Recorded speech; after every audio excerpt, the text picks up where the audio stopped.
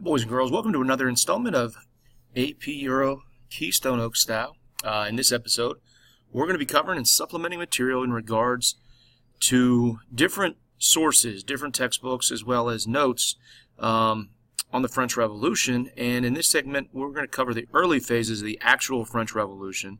As you know, in the previous episodes, we've talked about the long-term and short-term causes and the events leading up to the French Revolution. But we're not going to cover the Radical Revolution. That's going to start in a later segment. So just in fact, so you guys know that we're covering things in the AP curriculum.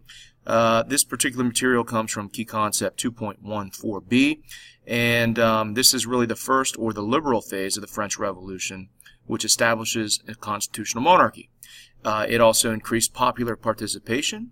We'll see the nationalization of the Catholic Church and the abolishing of hereditary privileges, especially that of the nobility. So, hope you enjoy. Here we go. In the name of reinforcing the AP curriculum, as you can see here, these are specific thematic learning objectives covered in this presentation. All of these are congruent with the AP curriculum for AP European History. So the focus questions that you need to revisit at the end of this presentation are what were the main events of the French Revolution between 1789 and 1799? What role did each of the following play in the French Revolution? We're going to take a look at lawyers, peasants, women, clergy, Jacobins, and the sans-culottes. So specifically, in the last installment, as I said, we left off with the monarchy summoning the Estates General for the first time in almost 175 years. The king was looking for a solution to the impending financial crisis that we've been discussing, and that was about it. It really had no long-term vision, especially long-term major reforms in mind that would change the status quo. It was just, hey, let's meet and figure out what to do about our money situation. More than likely, many of the delegates from the three estates did not really foresee changes that were coming down the pike. Yet unforeseen actions and reactions to what was about to happen at Versailles would change France, the rest of Europe, and in the world in many different ways. Ancient feudal body representing the three estates. That's what the Estates General was. Election fever swept over France in 1788 and 1789 as representatives were elected for the first time. The king declared that the Estates General should consist of 300 representatives of the clergy, 300 from the nobility, and 600 representatives of the Third Estate. The fact that the Third Estate had 600 was actually a concession by Louis, an olive branch of sorts to the Third Estate. Elections for the Estates General took place during a time when people were pretty frustrated, as we've talked about. And this was escalated by a bad harvest in 1788. And we talked a little bit about this as we talked about the price of bread. In fact, France really was experiencing one of the worst depressions that it had faced in years. Pamphlets were being published by the 100s expressing the aspiration and the discontent of a wide variety of people from the populace of France. And during the electoral process, some of the reform-minded delegates prepared the Cahiers de Doléances. Each state was instructed to compile a list of suggestions or grievances and present them to the king. So, in May of 1789, in the first formal meeting, Louis XVI ordered the estates to meet separately and vote by order. In other words, by estates. This was a problem, and the Third Estate felt cheated. They knew the first two estates would indefinitely vote against the Third Estate to protect their privileged status. The fact that each order would only have one vote meant that no matter what, the First and Second Estate would always win. Again, the fact that those two orders only represented about anywhere from 3 to 4% of the entire population infuriated members of the Third Estate. After all, as mentioned, the Third Estate actually had 600 representatives. So why would each estate only get one vote? Not fair. And since there were far more delegates from the Third Estate, that should technically give them a majority. So they asked the king to change his mind. The king refused to grant their request, and the Third Estate refused to budge. And they, along with a handful of liberal-minded First and Second Estaters, declared themselves a National Assembly and invited members to join them. Again, a National Assembly to try to create a new style of government. ABCS. Or if you want to Pittsburghese it, it would be Abby Sieyes. But Abbé Sieyes, one of the representatives of the Third Estate, had published and distributed a pamphlet called What is the Third Estate? And he basically claimed that the Third Estate should technically rule France. He stated that the nobility should be abolished, and he believed that the Third Estate represented the vast majority of French society. So, in other words, what was the Third Estate to Abbé Sieyes? Everything. He invoked Rousseau's social contract and even the general will. Believe it or not, it wasn't really popular sentiment at this stage of the game. Most people wanted to make changes within the existing framework of the government and did still respect the authority of the king. Many people thought Sieyes was a little bit over the top with what he was saying. But boys and girls, they hadn't seen nothing yet. So, by June, we have pretty particular stalemate. All right, the Third Estate arrives as its designated meeting hall. And they already had some people talking about a National Assembly, forming a new government.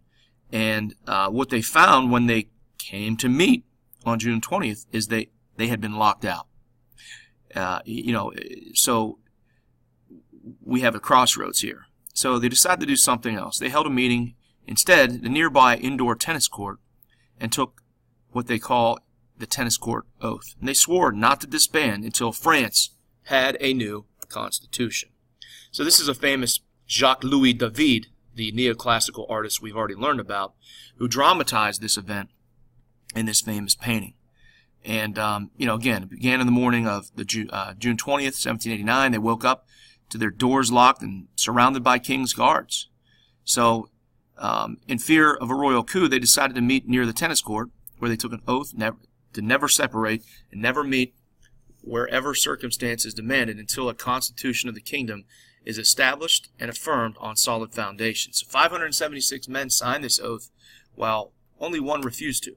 This was the start of the National Assembly. So from June 20th to June 23rd, 1789, there's really a standoff.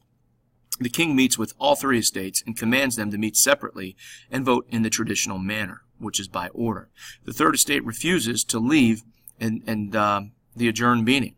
Louis gives them 3 days later. He gives in.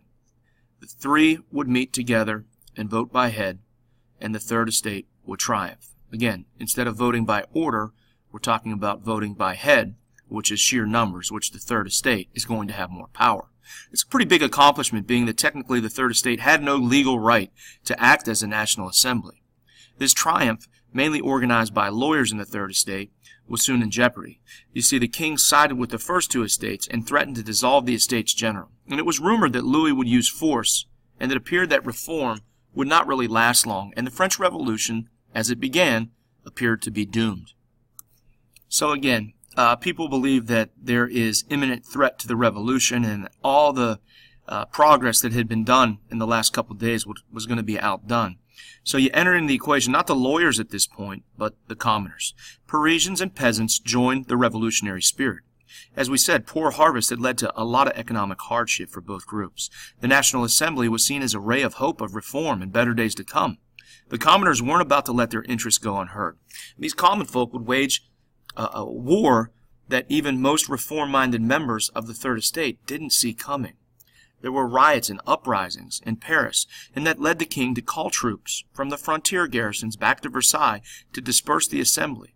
The Parisians decided to counter the threat of force with force.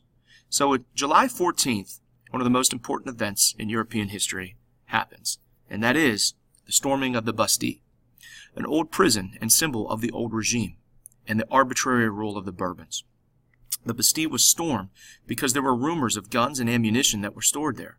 While the prison only contained 7 prisoners at the time when it was stormed, its fall was the flashpoint of the French Revolution. Over 8,000 people gathered at the gates before the stalemate erupted into total chaos. Later, when the chaos settled, the governor of the prison, who peacefully surrendered to the masses, was beheaded, and his head was carried on a pike throughout the streets. Nice touch by the French. This is going to be a common theme, this whole thing of beheadings, just saying. Did the storming of the Bastille work? Well, the popular Jacques Necker was brought back to power, and the hero of the American Revolution, the Marquis de Lafayette, became the commander of the newly created National Guard, which was a citizens' militia, not run by the crown, but by the citizens, to protect the citizens. Later, George Washington was presented a key to the Bastille by his old friend Lafayette. And if you still visit the home of of George Washington in Mount Vernon, the key is on the wall by the stairway that leads to his bedroom.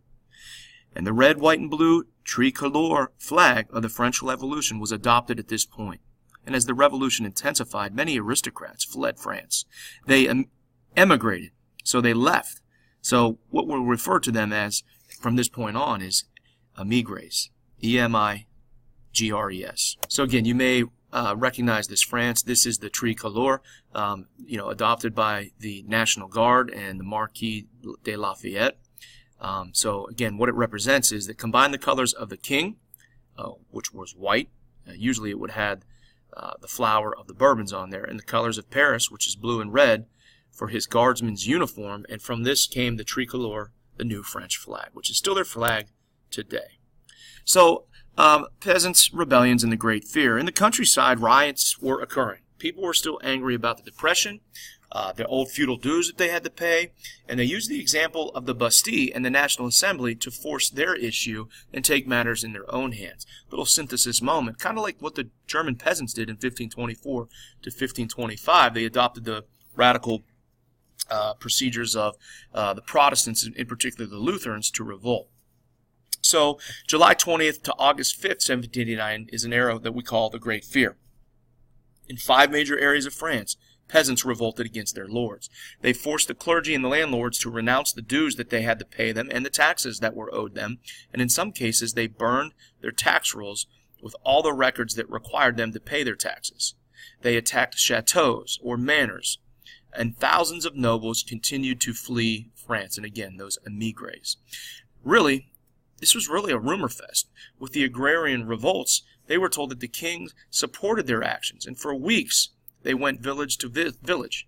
They spread rumors that the Estates General was going to abolish their tax and feudal dues, but the peasants had to show support to their public authorities, in this case, the aristocratic landholders. So the Great Fear was spawned by rumors that foreign troops were going to invade, requested by the nobility that had fled. So there were going to be these foreign troops coming in to lay the smackdown on the National Assembly, as well as the peasants revolting in the countryside. So people joined militias, and different committees vowed to push the revolution forward at all cost. There was no turning back. So we have some things going down in August. A lot of times these are known as the August Decrees. So in August 4th, 1789, the National Assembly decided to end feudalism. The nobles gave up their feudal rights and privileges, and they figured they're going to lose them anyway, right? So why not, kind of be on the right side of history? It occurs in the midst of the Great Fear that we just mentioned and the flight of the nobility from France on the night of August 4th. Now, by August 26, 1789, the National Assembly proclaimed something called the Declaration of the Rights of Man and Citizen, which was modeled after the English Bill of Rights in 1689. It was actually 2 years before the American Bill of Rights, but it says all men are created equal, free and equal, and basically freedom of expression and freedom of religion is guaranteed. Taxes could be raised only with the consent of the commoners and the people, and it secures natural rights to liberty, property, and security formally stated. Only for men were there rights for women. Now, women did make some gains, but women gained the increased rights in divorce. They gained the right to inherit property and to get child support from fathers of their illegitimate children, but that's really where it ends. The fact is that women at this stage were not really considered equal. Women could not vote or hold office, and the existing system gave males the advantage in family law, property, rights, and education.